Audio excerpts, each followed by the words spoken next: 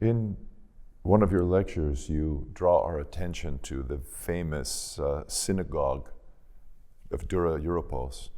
And I'm wondering if you could share with us some of the significance of that 20th century archaeological find with regards to sacred art.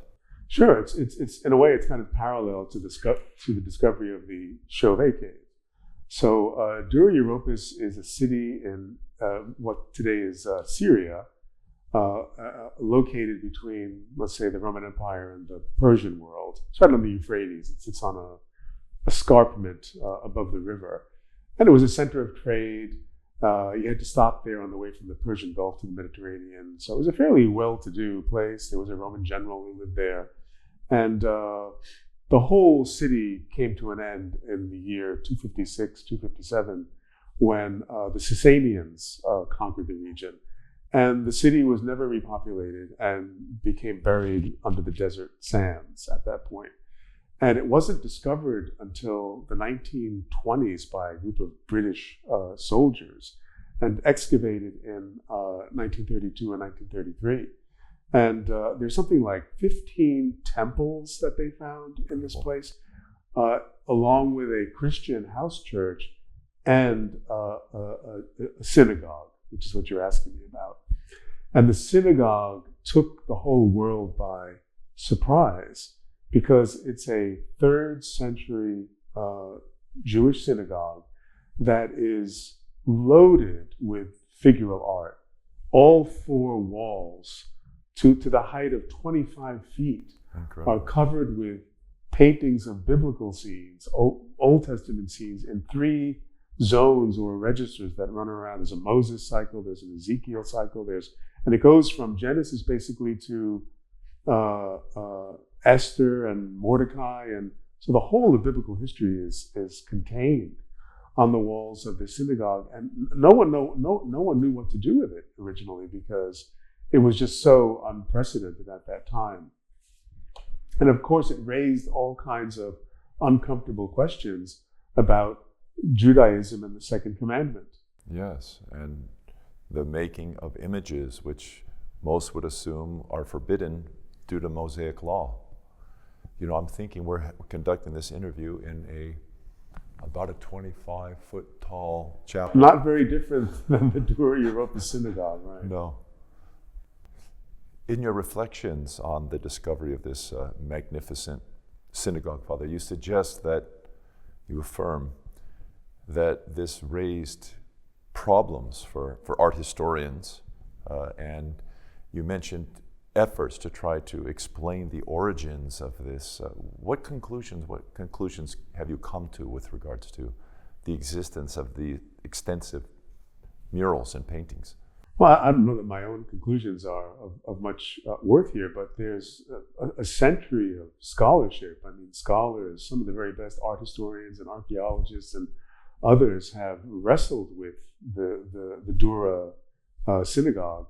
And of course, there have been all kinds of interpretations. And so what can we say? We can say that the idea that Judaism is somehow absolutely and uniformly aniconic just does not stand up to the historical evidence.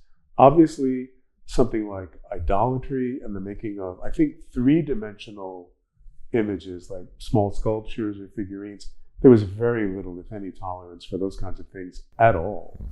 Mm-hmm. And there was certainly never a time. Despite their existence in the Holy of Holies and associated with the Ark of the Covenant and images of the cherubim. Well, those were different because you could always say that God was the one who told us to make those. Yeah. Not, it's okay for him to make them, but not necessarily for you to make them. So there was just as early Christians had a distaste for 3-dimensional statuary because that was so emblematic of paganism. But there were less concerns about 2-dimensional art, which is why you have hundreds of synagogues with floor mosaics, for example, from Spain to Asia Minor, through Palestine down into North Africa. I mean, the thing about Dura, though, is that it's really without precedent. I mean, I don't think there's another structure or building from late antiquity that has preserved such an extensive cycle of narrative murals. So by any judgment, it's just this remarkable find. So I think that there have been periods where in Judaism there has been, different attitudes, even in rabbinic literature. You find different attitudes toward art. Again, there's never a time when people are saying idolatry is okay, and that would be silly to say that. But what do you do when you're living in a world where there are images in public places, and these places have to be used by Jews? I mean, questions arise about, well, what do we do?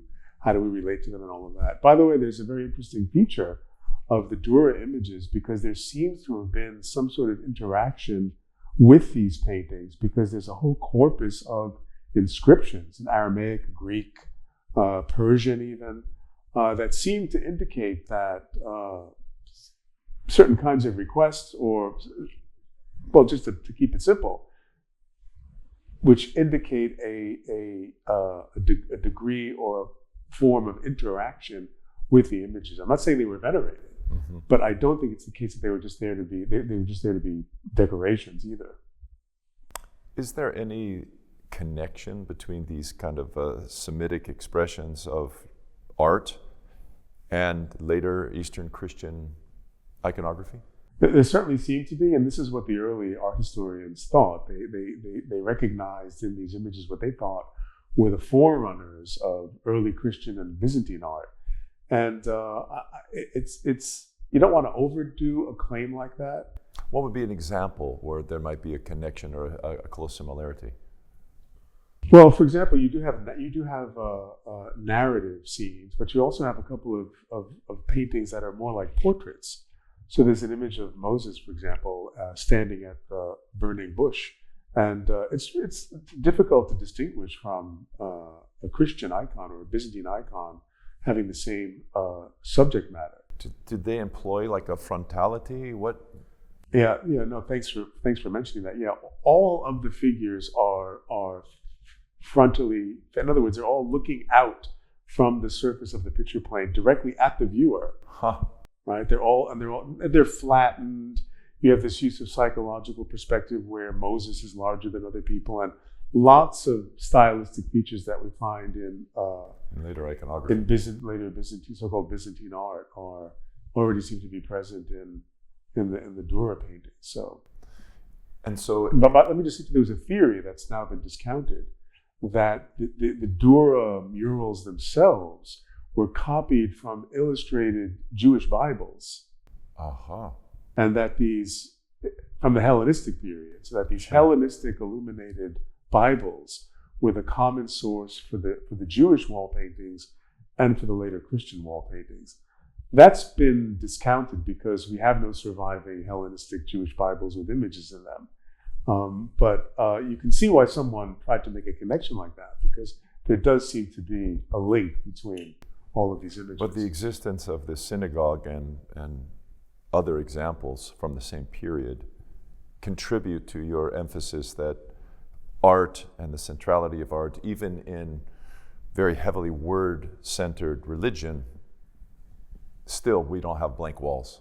Yeah, look, I think the idea is that people are supposed to be able to somehow have a relationship with the divine without any kind of material item or form or anything sort of media, and human beings do not seem capable of doing that. That's the problem. So even in the Islamic world, there's a whole tradition of figural art. Had we more time, I mean, we could have talked about that as well. It's not in my lecture, but it's also there. You mentioned in your lecture that the appearance of this, the discovery of this fantastic synagogue, caused problems for art historians, but also for the Nazis. Maybe you could flesh that out for us. Well, yeah, there's an interesting, I mean, you have the responses of art historians, and you have the responses of archaeologists and other scholars to the historians. And this is all going on at the time in the 30s. Right. I mean, the images were excavated in 1932 and 1933, which was right before the Nazis came into power in Germany. And it was sort of Nazi doctrine that the Jewish people were backwards and barbaric precisely because they did not have any art, right? So at the moment the Nazis were coming into power, all of these images were discovered, and there were actually German art historians. Some of them were Jewish, some of them were not, who staged a seminar in Berlin where they shared all of this Jewish iconography with the German people. And of course, it was very upsetting for the Nazis to find out or to be told that not only is there such a thing as Jewish art, which is quite magnificent by any standard, but this same art also seems to be the origin of your own Christian art. Of Christian art. Yeah. So that Oops. yeah. Didn't fit the official narrative, right? So Patristic Nectar Publications is pleased to present Enduring Love, Laying Christian Foundations for Marriage. Marriage preparation, together with the sacred institution itself, has fallen on hard times in the post-Christian West. It is more important than ever for couples to saturate their hearts and minds with the glorious vision of holy matrimony presented by the Church in holy tradition and lived by countless saints. Here in these pages, couples will find inspired teaching from the Holy Scriptures, the writings of the Holy Fathers, and the service text of the sacrament itself on how to live in a genuinely Christian marriage in which the home becomes a domestic church. Through enduring love, may God inspire the hearts of those preparing to be married and also those already married who would like to deepen their union and render it more pleasing to God. Available now at Amazon and Barnes & Noble.